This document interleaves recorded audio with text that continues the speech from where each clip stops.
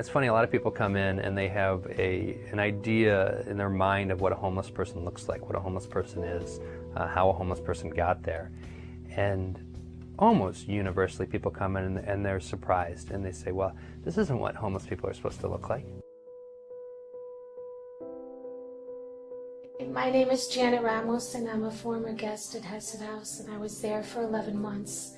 I wound up being homeless from losing my apartment, unemployed, but most importantly because of medical issues due to my diabetes. And I needed a place to live.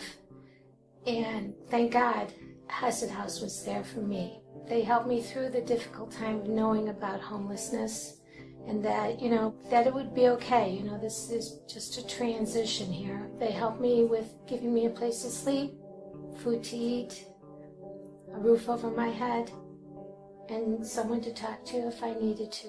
The volunteers are wonderful. They help us. They serve us with food, cook for us, always a smile, very kind to us. It makes you feel like people still accept you, even though you're homeless. I'm forever grateful for what volunteers have done for me, and I'm thankful for what they do still for my friends there and for other people that I don't know. Thank you very much.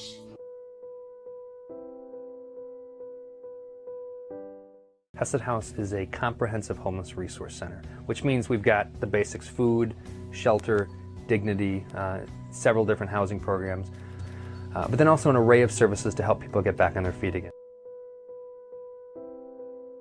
My name is Ricky Beasley. If Hesed House has not been here, I don't know where I'd be at. You mentioned that you were here 20 years ago? Yeah, I came from Chicago, Illinois. I became homeless in Chicago, but I decided to change atmospheres. Mm-hmm. So I rode the Amtrak train. I got on the train. I said, wherever the train stops at, that's what's going to make my home. Wow. So it stopped here in Aurora, and I got off, and I had some money on me. I had a backpack with some clothes in it, but I didn't know where to go. Mm. So I talked to some people in the town. They told me Hesed House. Mm. So I came up here, and they told me, well, you're from Chicago, yet we normally don't let people normally from the outside come in because we don't have enough room. Or if we let you come in, it's like the people that stays here, if they become homeless, then it's like, you're interfering with their spot. Sure. Somehow I convinced them to let me please stay here. And they did. I stayed outside in Tent City. We had what's called Tent City. We lived in tents. And that was like camping. It was fun. The staff here at the Hesed House is awesome. Dealing with over 200-some people a day is hard. So what I do is I volunteer my time in washing dishes here at the Hesed House, like giving back for what they're doing for me. I give myself a little time. Within a couple of months, I should be out of here. But I would never say that I would never return. But as long as this place is here, it's kind of like a safety zone for me not being out in the streets in the cold, hungry. You don't never have to worry about not eating here. They will feed you here like no other place I've ever known to feed you. So that's the reason why I'm here, is to try to better myself and move on with my life so I can be a better person. What would you like people to know about people that are in a situation where they're homeless? If you could tell everybody in the world, this is what I want you to know about living in this place. What is it? The kindness, the caringness, when they greet you, how they feel about you. They are here for you. They're not forcing anything on you. They're not asking you to do anything that they can't do. Mm. It's up to you if you want to do it. But I tell, like anybody else, you're one check away from being homeless. Is there a favorite meal that you have here? Like we look forward to say, Yeah. Yeah? We have volunteers that come here. She brought in 350 pounds of pork steaks. Oh, And wow. she barbecued every one of them. Wow. And then we do have another volunteer. He's a chef, a personal chef. that comes in here and treats us like we're kings and queens. Well, you are. Yeah, well, we are. We believe you. Yeah. You know, who hasn't walked down a big city street and seen a panhandler on the side of the road, you know, your stereotypical homeless guy?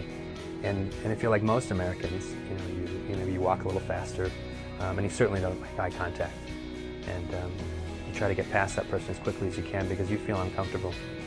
But what if you did make eye contact? What if you did affirm his dignity? What if you were able to affirm his value as a human being?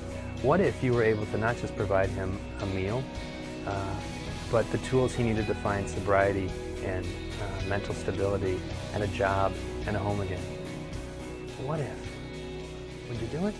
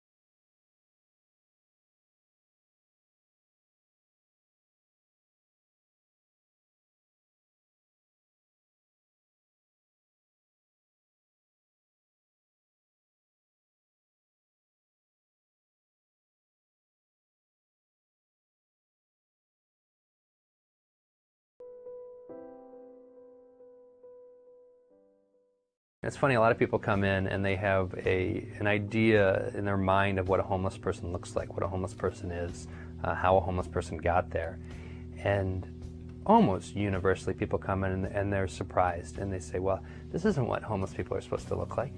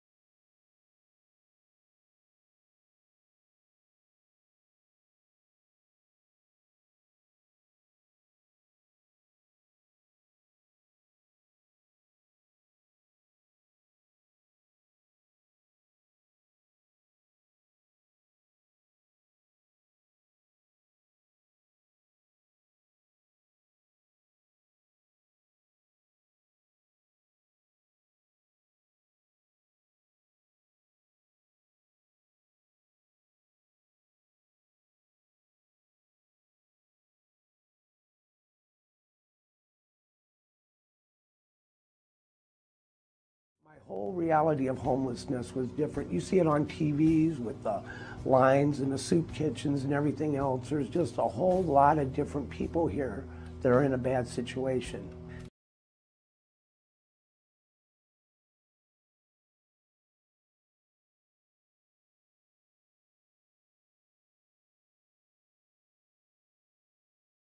You know, being a homeless person, I was in shock. You know, I was like, I'd never been this type, you know, been in a situation before. But they make it, you know, not be like a dirty word, you know, or, you know, where you feel like a scumbag. Just being able to help people feel better about who they are, relax out of crisis, and slowly start to make some plans and slowly start to smooth out some rough edges and try to build a more positive life and a more positive future. Regardless of how a person got to where they're at, deserves dignity and deserves respect. And so we try to give the person the dignity they need to be able to believe in themselves and get where they want to go.